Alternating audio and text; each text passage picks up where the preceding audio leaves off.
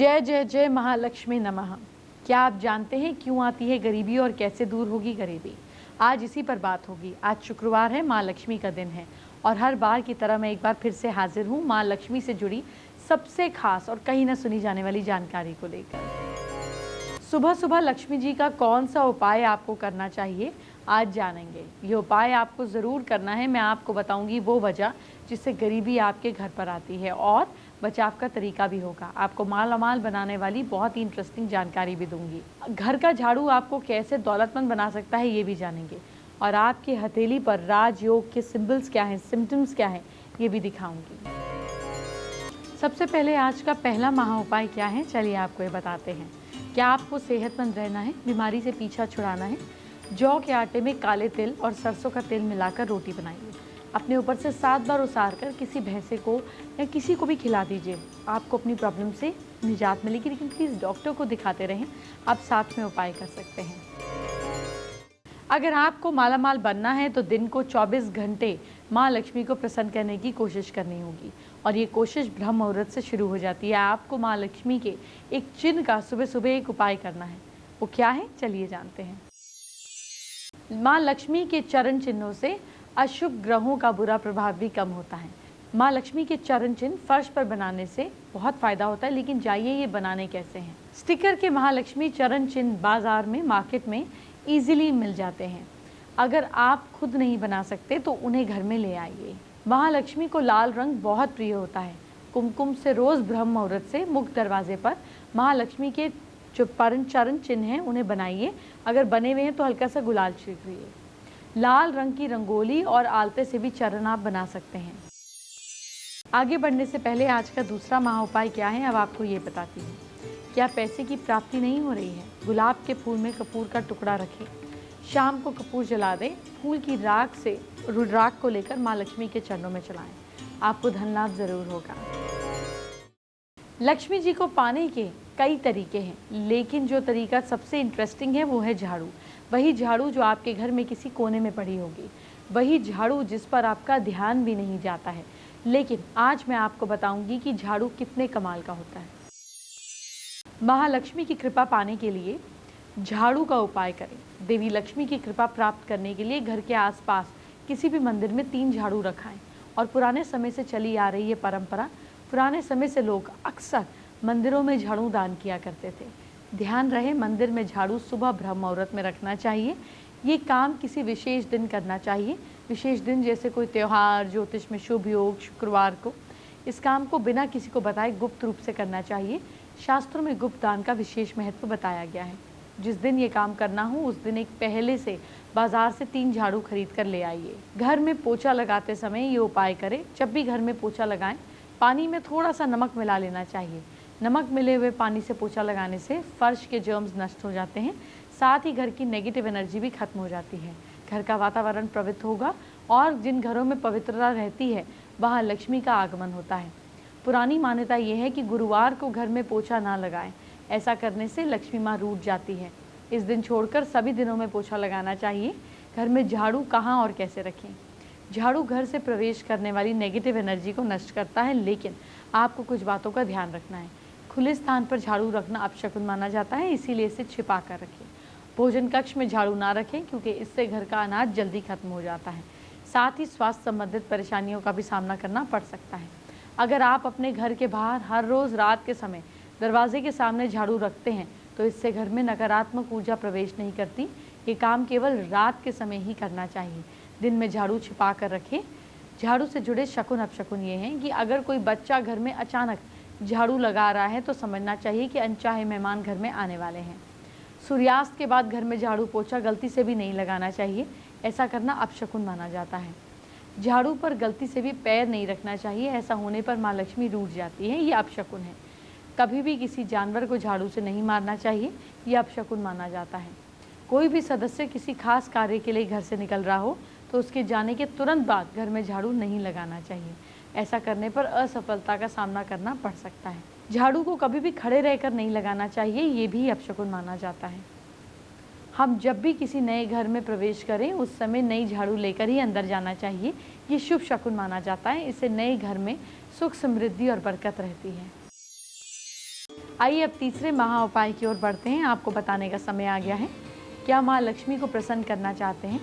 Sunrise के समय नहाने के बाद सफ़ेद कपड़े पहने, सफ़ेद आसन पर ईस्ट की तरफ मुँह करके बैठे, दिया और अगरबत्ती जलाएं।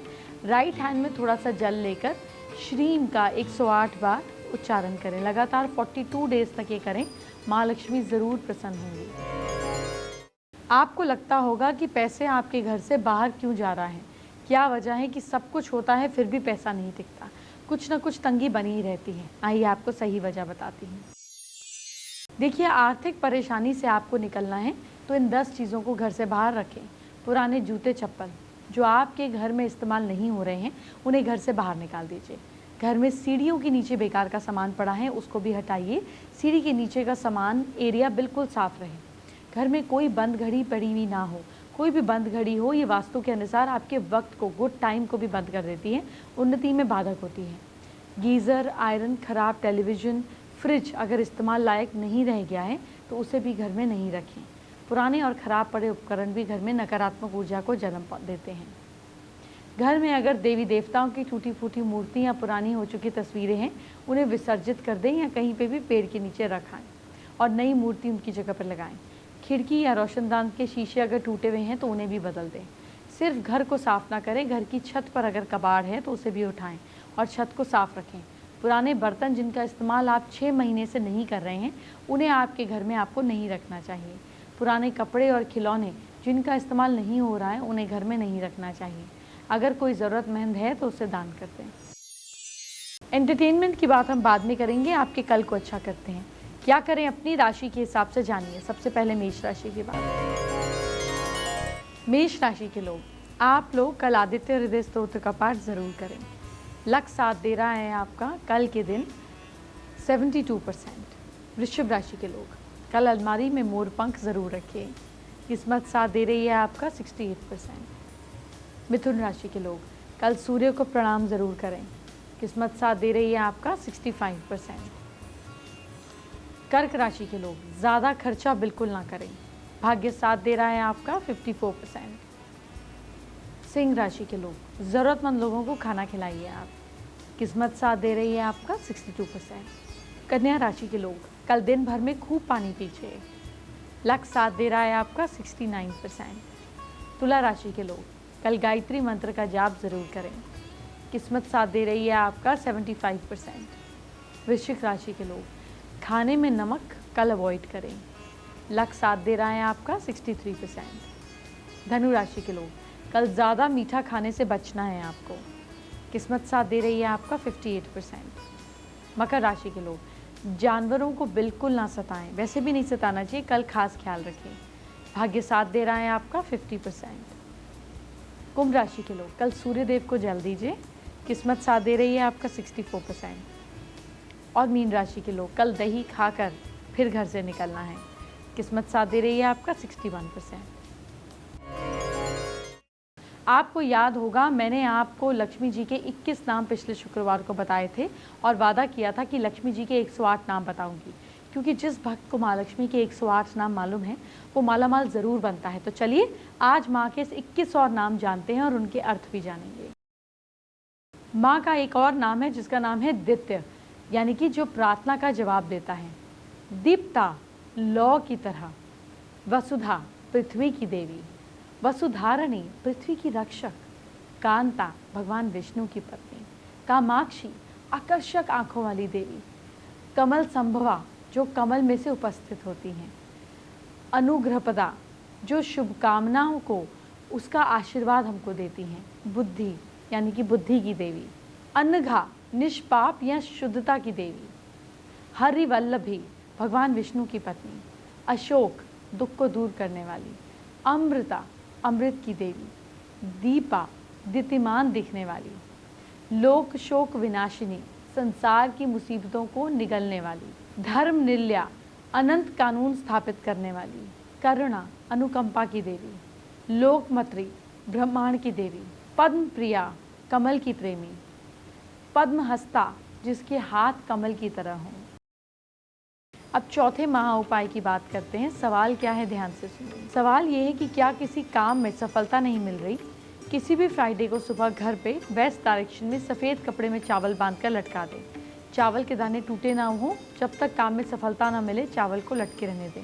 ध्यान रहे, महीने बाद पुराने चावल हटाकर नए चावल लटका दें। पुराने चावल को किसी पेड़ के पास इकट्ठा करके या किसी ज़रूरतमंद को भी दे सकते हैं। आपकी ज़िंदगी कैसी है, ये आपके आसपास की मौजूद चीज़ों से तय होता है। जैसे कि बेडशीट को ही ले लीजिए। रियल लाइफ में आप कोई भी रंग की बेडशीट ना चुनें, क्योंकि रंगों का आपकी ज़िंदगी पर गहरा असर पड़ता है। इसीलिए आपको हफ्ते के 7 दिनों के 7 लकी कलर बता रही हूँ। सबसे पहले बात मंडे यानी कि सोमवार की। सोमवार यानी चंद्रमा का दिन, इसीलिए इस दिन का रंग है सफ़ेद। चमकीले या सिल्वर कलर, इस दिन आप पीच, पिंक, क्रीम, आसमानी और हल्के पीले रंग की बेडशीट का इस्तेमाल करें। मंगलवार यानी कि हनुमान जी का दिन, इस दिन आप भगवा यानी कि ऑरेंज कलर की बेडशीट को बिछाएं। बुधवार गणपति जी का दिन होता है, इस दिन आप हरे रंग की, हम बोल सकते हैं ग्रीनिश कलर की बेडशीट का इस्तेमाल कर सकते हैं। गुरुवार यानी कि बृहस्पति देव का दिन, इस दिन लाइट येलो फ्लावर्स वाली बेडशीट बेस्ट रहेगी। आप pink, light orange, light purple bedsheet भी ट्राई कर सकते हैं। शुक्रवार का दिन देवी माँ का दिन होता है, इस दिन विशेष रूप से कई कलर्स वाली मल्टी कलर्ड फ्लोरल प्रिंट्स वाली बेडशीट का इस्तेमाल करें। शनिवार का दिन शनिदेव का दिन होता है। भाग्य चमकाने के लिए इस दिन ब्लूइश टोन की, पर्पलिश, डार्क पर्पल, इस तरह की बेडशीट्स का या कुशन्स का इस्तेमाल करें। संडे रविवार यानी कि सूर्यदेव का दिन है, इस दिन गुलाबी, हल्की गोल्डनिश, लाइट ऑरेंजिश कलर की बेडशीट का इस्तेमाल करेंगे तो बहुत सकारात्मक ऊर्जा से घर भरा रहेगा।